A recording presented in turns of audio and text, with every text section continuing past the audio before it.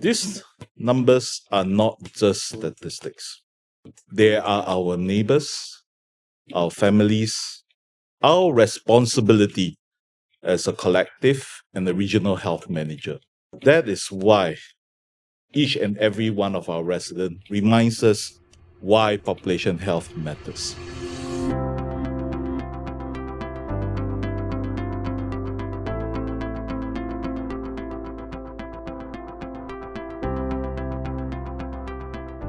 Good morning, everyone, and good morning to our chairman, Mr. 𝗪𝗪, Professor Joe Sim, our group CEO, and of course, all the partners in the room. You're the reason why we are here today. So it's my pleasure today to kind of share the state of the 𝗪𝗪 Population Health Collective and to share with you the work that we have been doing together, as well as looking ahead as to what those possibilities can be. So based on national statistics, as we get to learn about the residents we serve here in Central and North Singapore, we realize that amongst the three regions, we have the highest proportion of seniors aged 65 years and older, which means that we will experience the effects of aging on our health system much faster than the other two regions. And so we need to be ahead of this curve. And amongst this 1.5 million residents that we serve, we have done our profiling of our population through a lot of the data we have and the surveys that we conduct.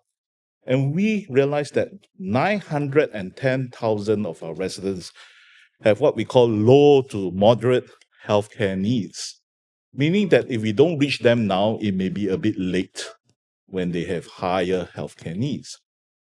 We know that 91,000 of our residents are already having high healthcare needs.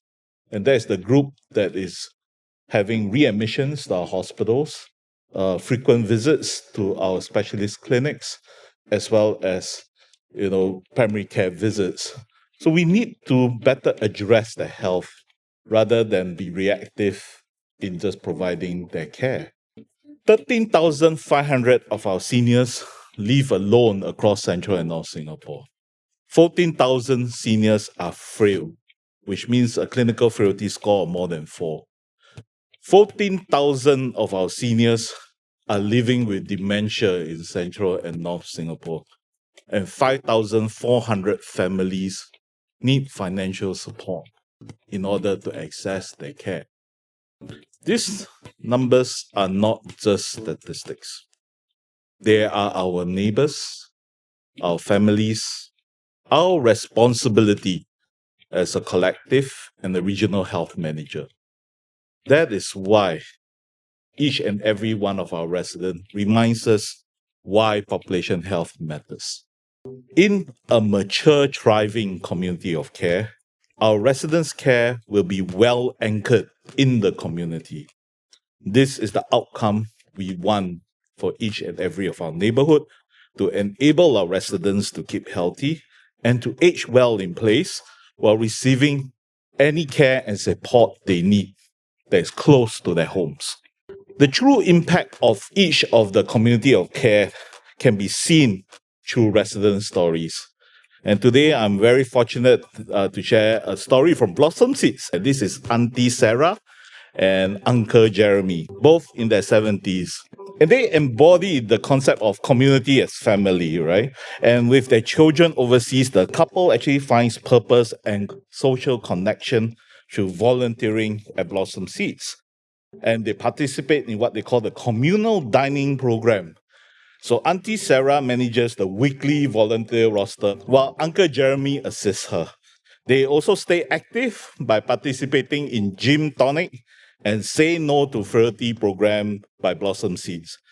Both of them shared that they decided to volunteer with 𝗪𝗪𝗂𝗁𝗂𝗁𝗂 because they benefited tremendously from the programs and simply just wanted to pay it forward.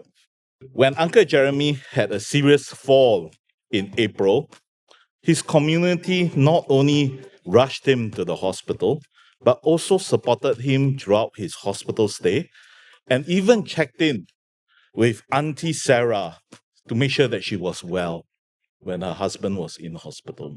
Uncle Jeremy has since recovered and is back volunteering at 𝗪𝗪𝗂𝗁𝗂𝗁𝗂 with Auntie Sarah And that story is a beautiful illustration of how a community bonds together and how they support one another to uplift each other's lives. I know there are many Auntie Sarah and Uncle Jeremy's in many of those who volunteer at our AACs. And can I say a big thank you to all our AACs for the work that you do. Beyond the neighborhoods, preventive health is just as important in our workplaces. In promoting workplace health, our Healthy Communities at Workplaces initiative has been gaining very strong momentum. As of first quarter 2025, we have already onboarded 12 companies with over 10,000 employees, all committed to lowering the prevalence of modifiable chronic diseases and occupational health conditions.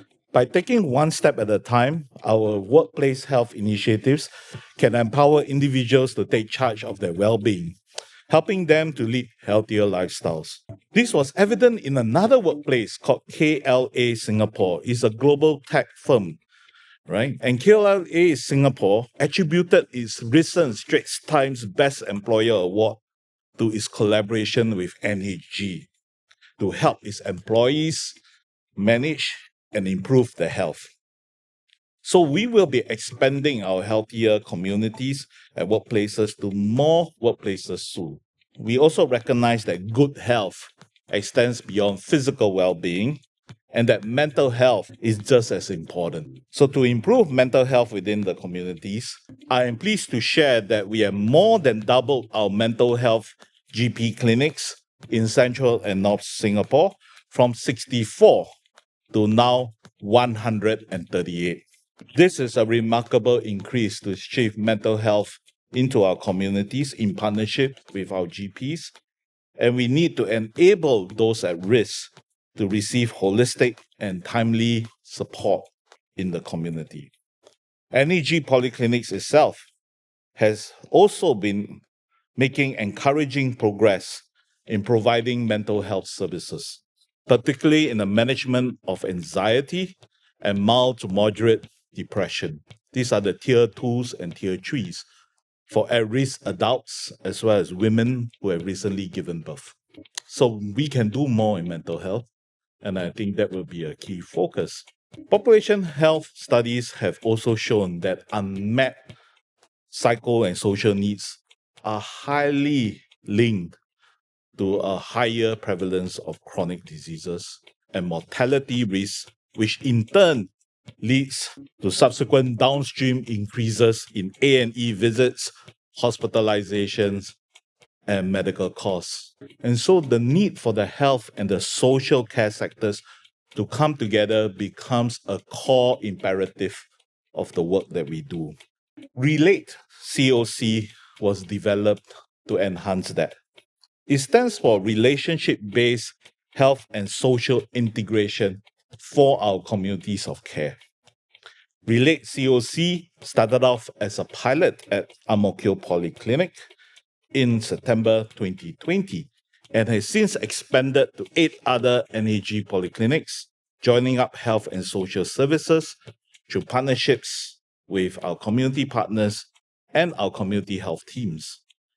Through regular multidisciplinary team discussions, the patients benefit from a coordinated and holistic care plan to meet their medical, social, and behavioral needs. We will soon be also expanding Relate to Enrich, which deals more upstream with the elderlies who are more peripheral, and we want to keep them out of the frailty spectrum. And we are going to work very closely with our GPs to be able to do that, and of course, our AACs as well. So as we now look ahead to ramp up efforts to transform population health, you, our partners, become even more vital to our journey. Let me share with you some plans that we have in transforming population health through our Pop Health Roadmap 2030, which outlines 6 of our strategic priorities. First, in preventive and primary care, we want to establish one care relationship anchored on prevention. We want to activate residents through Pop Collect, with all of you as our partners so that we can have one care alliance. And we want to create personalized one care plans for each and every of our residents. For the community and aged care, we are developing one community of care, integrating with national plans for networking our community partners together so that we can work together towards one community of care. We want to implement one health and social care program for every priority segment that we see in our population so that we can reach deeper into those who are unreached by our health system. And we want to establish one integrated palliative care program so that we can live well. So as of 1st April 2025, we have established our Population Health Clinical Board, led by our new minted CMB Associate Professor Mark Chan. The Pop Health Clinical Board built our clinical leadership across our campus, working alongside our GP and community partners. We seek to strengthen clinical governance, professional development, and drive clinical care integration for preventive health, frailty management, and of course, palliative care.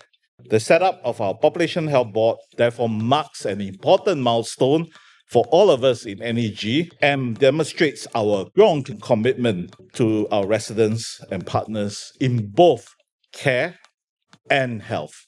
The NEG Population Health will be advancing our digital health innovations, leveraging national digital health platforms and NEG's one service experience. NEG will connect better with our local communities through digital offerings.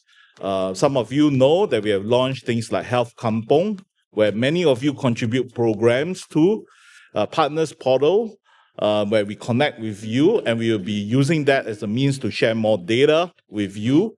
And our latest offering that we developed with GovTech on the 𝗪𝗪 resident wallet that will give the residents his health information and empower them to share that with their providers across the system.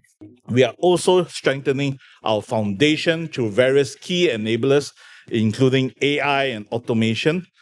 So our NEG's one service experience will offer a unified digital front door across NEG, including our NEG Cares app, our NEG newly launched chatbot, AI chatbot, we call it the Health Bot, NEG website, and we will soon be consolidating into one NEG call center to be able to cater to all our residents and our partners. NEG Pop Collect will be empowered also by the Center for Healthcare Innovations, Health and Social Change Academy, launched 2 years ago by Ong Yi Kang in 2023. Through the Academy, we have brought together our community and academic partners. We seek to strengthen our collective, all of us, by developing capabilities to join up health and social care. And this will also redesign better jobs for our community health workers. NEG will also be ramping up our population health research to ensure that every decision we made is grounded in evidence, well evaluated for cost effectiveness, and ultimately address real needs in our communities and promote the best health outcomes for all. This is not just about collecting data, but it's about understanding the people behind the numbers. Our residents ultimately are our collective mission, particularly the health for vulnerable households, seniors, and minority communities. In April, with Ministry of Health and MSF, we have launched our ComLink Plus program to join up health and social care in Woodlands and Sembawang, and to support 420 vulnerable households through a comprehensive 5-month pilot, which will run till August this year. The initiative goes beyond traditional healthcare to create dedicated support networks through coordination of social services, schools, and grassroots organizations. So this is a ministry-led initiative, and we are glad to be participating in it together with our colleagues in Woodlands and Sembawang. We are further strengthening also primary care, namely through our GP First, GP Next initiatives, and we want to reduce or avoid SOC attendances, repeat attendances through things like our virtual professional consult services that will allow access to specialist consultation for patient care. To enhance also our community support for our patients, and we will also be implementing the care and nursing home to upskill our clinical teams and our community partners to be able to support those who are in residential living. We also are enhancing our hospital-to-home transition support to ensure smooth post-discharge care, and we will introduce Embrace Plus, our intervention program for at-risk children and families with medical, social, and financial needs. Our focus as a regional health manager is to ensure that care is inclusive, ensures that every resident has access to good preventive health. Success means that our residents will have strong relationships with their doctors, manage their health well, and receive care within their communities, schools, and workplaces, where they continue to thrive. So in closing, as one population health collective, we are not just delivering care, but building healthier, happier communities. On behalf of my chairman, my group CEO, and NHG, we thank you, our partners, for your unwavering commitment to our shared vision to add years of healthy life. Thank you once again for our strong partnership. Enjoy today.